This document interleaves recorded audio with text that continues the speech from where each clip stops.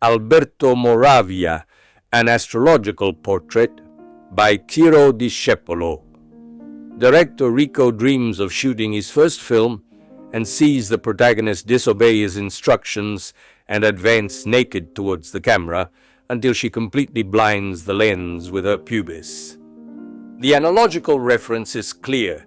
The director's view is saturated, inflated, conditioned by sex. We are in the first chapter of the novel Io e Lui by Alberto Moravia. In it, Rico, the protagonist's director, dialogues for almost 400 pages with his genital organ and continually returns to the problem that is most important to him: the dialectic of sublimation, desublimation. It is the polar axis in which sex, with all its animalistic energy, confronts one another on the one hand, and on the other, the forces that tend to channel the latter to give it the psychic direction, to make it useful in a human dimension, in a word, to sublimate it. Federicus Rex, or what distinguishes the director Rico as a man, represents the part quota of animality that prevents him from evolving, the desublimation opposed to the sublimation depicted by the protagonist's cultural intentions.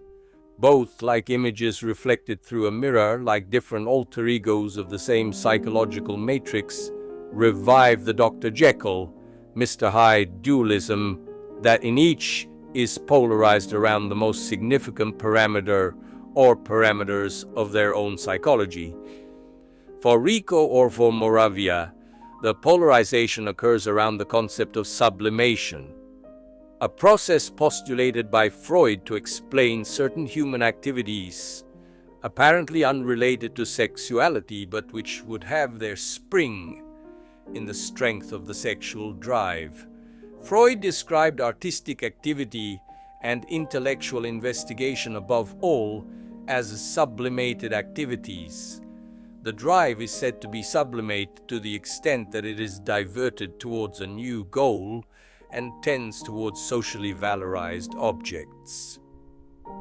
It is a recurring theme in Moravia's production, for example, in Amore Coniugale, where the protagonist, a writer in a production crisis, states, "I understood that I was not attacking the paper because the night before I had spent that aggression in intercourse. I realized that what I gave to my wife I took away in equal measure from work." The discourse has a Freudian matrix, a matrix that identifies a precise area of cultural origin for the over 70-year-old Italian narrator. Alberto Moravia, Pincioli by birth, was born in Rome on November 28, 1907 at 5 a.m.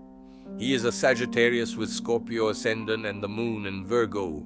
His planetary dominants are Mercury, Jupiter, and Mars. Born into a wealthy family of the Roman bourgeoisie, his father was an architect and painter. The young Moravia first attended the Tasso Gymnasium and then the high school that he was unable to complete, having fallen ill in the meantime with a serious form of bone tuberculosis that was about to cost him his life. He suffered greatly for many years, nailed to a bed. He was first at the Codivilla, a sanatorium in Cortina d'Ampezzo, and then in Bressanone, convalescing. During the long years of physical inactivity, he avidly absorbed the literary culture of Dostoevsky, Proust, Goldoni, Manzoni, Kafka, Freud, Molière, Shakespeare, and much more. He read everything and compensated with flights of thought for the impossibility of traveling, something he always cared a lot about, as he demonstrated later when he was able to bring his Giove Sagittarius values to life. At 19, he wrote his first novel, Gli Indifferenti. Since that year, his literary production has known no rest. Or rather, we should say his cultural activity, since he seems to be present at every debate, in every international petition, at film clubs, at the presidency table of every kind of jury, at television commemorations, to the point that he has recently been accused of presentiality. The publisher Bompiani alone has printed 35 of his books.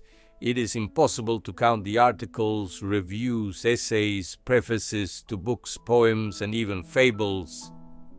Giovanni Comisso, speaking of him, said, "He seems more prolific than a rabbit."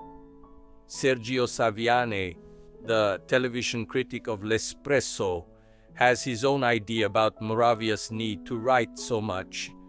But we will talk about this later. Now we would like to resume the discussion on the Freudian matrix of the Roman novelist. It is not surprising that he became close to Freud, given his Scorpio ascendant resonant with sexual themes, and considering that when this happened, it was at the beginning of the century, in the period in which the writings of the Viennese psychologist arrived in Italy, accompanied by the same aura of fascination as the writings of Joyce and Kafka. It should be considered that the sun in Sagittarius is attracted by every form of distant thought, both in a geographical and psychic sense. And it is precisely through the Freudian perspective that the psychological bearing of Moravia can be explained. His personality seems in fact to materialize according to the opposite principles of anal retained, anal relaxed.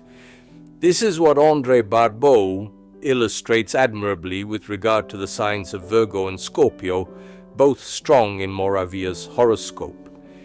Indirectly, we have returned to the discussion of sublimation and desublimation. The first can be linked to the sign of Virgo and represents the constipation of instincts, the programmed direction of energies. The other, relative to Scorpio, is gratified through relaxation, the liberation of instinctive and primary forces, which, according to the thought of the father of psychoanalysis, are of a sexual nature. Blocked, released, was also the destiny of the subject on the existential level, first forced to bed for many years and then rich, famous, and healed to conquer life. Undoubtedly, the compensation for the idea of impotence, sun and moon and bad aspect to Mars, and death, Pluto in the eighth field, has played its part in Alberto Moravia's asthmatic literary production. Luigi Aurigemma, in his precious volume Il segno dello Scorpio ed ogni Einaudi, concludes that if there really is a specific factor qualifying the sign governed by Mars and Pluto, this is energy, and it is precisely in this way that the novelist justifies his overproduction. In the interview granted to Enzo Biaggi in La Stampa of July 11th, 1972, he understands it under the profile of vitality. Of a different opinion, as we were saying, is Sergio Saviane, who dedicated to our men a cruel pamphlet entitled Moravia Desnudo, Edizioni Sugarco, in which he rages from several sides. The nastiness that sometimes colors Saviane's pages raises the doubt that there is something personal in his criticism, but some of his barbs have, according to the astrological analysis of the subject, some truth and are therefore worth looking into. The first concerns the motivation that can justify such a large amount of work. Savian says Moravia is venal and writes a lot because he wants to earn more and more. One can certainly agree with the first part of his statement, given that the Sun is on the cusp of the second house, which also houses Venus square Saturn, frustrated greed, elements that indicate without fear of denial the existence of a speculative nature aimed at pragmatically using one's surroundings. One can have doubts about the other. Probably the novelist from Trastevere, as Saviane defined him, would write a lot even if there were no spring of money to drive him, given that the astral values in the second house, opposite to those in the eighth, the house of death, seem to have made him embrace the credo, I write, therefore I exist. Sublimation, desublimation, constipation, relaxation, death, creativity, we continue to revolve around the same basic values.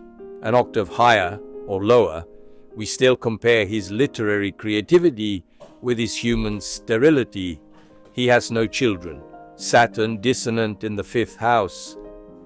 The second accusation that Saviano makes is the already mentioned one of being present, also taken up by Enzo Biaggi in the interview, cited, "They say that you, in terms of signatures, beat Guido Carli, whose name appears on all the banknotes put into circulation by the Bank of Italy. There is no manifesto, protest, petition, plea that does not receive a clear sign of your consent." Moravia justifies himself, if one may say so, by stating that today the intellectual is more involved than yesterday, that public opinion questions him and is ready to point the finger at him at every sign of political absenteeism.